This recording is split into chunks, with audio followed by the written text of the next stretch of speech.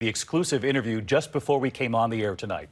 President Trump with our George Stephanopoulos. The president talking about the race for 2020 and those new polls getting a lot of attention that show several Democrats ahead of the president in head-to-head matchups. Joe Biden with the biggest lead over the president.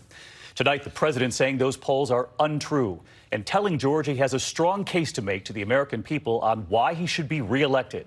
And George asking the president if the Russians, if China have dirt on his opponent this time around, would he entertain it, or would he call the FBI? Let's get right to George live at the White House tonight, where this interview just wrapped up. George, good evening. David, good evening. It was an extraordinary 48 hours. Access like we've never seen before to the President of the United States on Air Force One, in that presidential limo, the beast, and in the Oval Office, where the president took on those polls he calls fake. As we walked into the Oval Office, President Trump had already tweeted about new polls showing him behind the Democrats, clearly not happy. Why does it bother you so much? Because it's untrue. I like the truth. You know, I'm actually a very honest guy. If I thought they were correct, I wouldn't be complaining at all. I understand that. It's like the witch hunt that goes on. The Russia investigation, a topic he raised first and returned to again and again.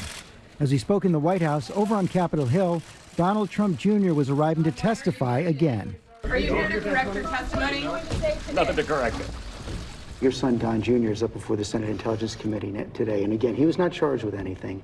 In retrospect, though, by the way, not only wasn't he charged, if you read it, with all of the horrible fake news, I mean, I was reading that my son was going to go to jail. This is a good young man, that he was going to go to jail. In June of 2016, just months before the election, Don Jr. received an email from a business associate promising dirt on Hillary Clinton from the Russian government. Don Jr.'s response, "If it's what you say, I love it." The conversation led to a meeting in Trump Tower that included the president's son, his son-in-law, Jared Kushner, and a Russian lawyer. Don Jr. insists nothing came of it. And Special Counsel Robert Mueller concluded there was not enough evidence to charge a conspiracy between the Trump campaign and Russia. And then the report comes out, and they didn't even say, they hardly even talked about it. Should he have gone to the FBI when he got that email? Okay, let's put yourself in a position, you're a congressman. Somebody comes up and says, hey, I have information on your opponent.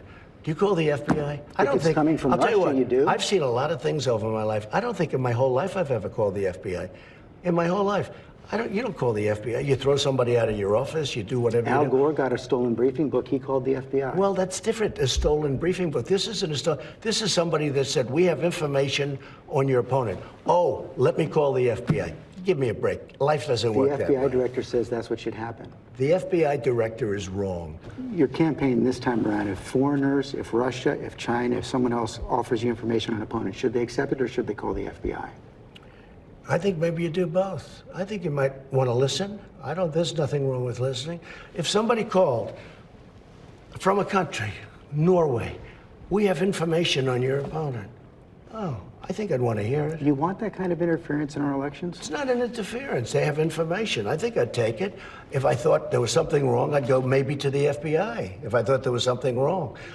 But when somebody comes up with Oppo research, right? They come up with Oppo research. Oh, let's call the FBI. The FBI doesn't have enough agents to take care of it. But you go and talk honestly to congressmen. They all do it. They always have. And that's the way it is. It's called Oppo research. So let's get back to George tonight. George, it's very clear the race for 2020 is also on the president's mind. The tweets already trading attacks with Joe Biden, and he told you that he believes he has a strong case to make for re-election. He's excited about the case on the economy, on tariffs and trade, David. He's excited about relaunching next Tuesday in Orlando. Says that over 70,000 people will attend. So he's ready to go out to the country and make that case. But it's also clear, as you saw, David, that he's angry at the press, angry about those polls, and still very concerned and interested in that Russian investigation. All right, incredible access over a couple of days. George Stephanopoulos at the White House tonight. George, thank you. And of course, George will have much more first thing in the morning on Good Morning America and a primetime special in the coming days. That date and time coming.